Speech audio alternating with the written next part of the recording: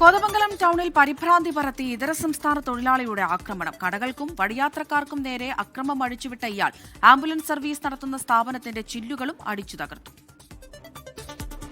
പുലർച്ചെ നഗരത്തിലെത്തിയ അന്യസംസ്ഥാന തൊഴിലാളിയാണ് അപ്രതീക്ഷിതമായി ആക്രമണം നടത്തിയത്.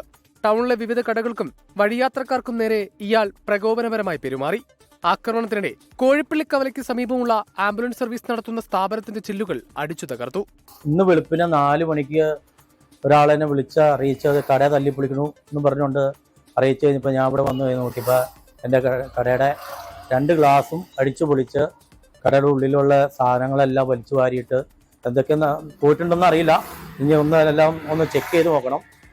ഇൻവെർട്ടറിൻ്റെ വയറൊക്കെ വലിച്ചു കുറച്ച് ഇൻവെർട്ടർ കൊണ്ടുപോകാനുള്ള ഒരു ബാറ്ററിയും കൊണ്ടുപോകാനുള്ള ഒരു ഇതുണ്ടായിട്ടുണ്ട്. അത് മാനസികമായിട്ടുള്ള എന്തെങ്കിലും ബുദ്ധിമുട്ടുള്ള ആളാണോ എന്താ ഇതൊന്നും അറിയില്ല.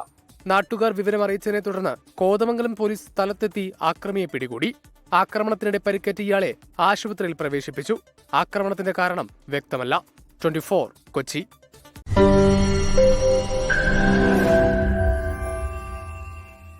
ലോകത്തെവിടെയായാലും ഏത് സമയത്തും 24 വാർത്തകളും ഓഗ്മെന്റഡ് റിയാലിറ്റി പാക്കേജുകളും എക്സ്പ്ലെയിനറുകളും വിശദമായി കാണാൻ ഞങ്ങളുടെ യൂട്യൂബ് ചാനൽ നിങ്ങൾക്ക് സബ്സ്ക്രൈബ് ചെയ്യാം.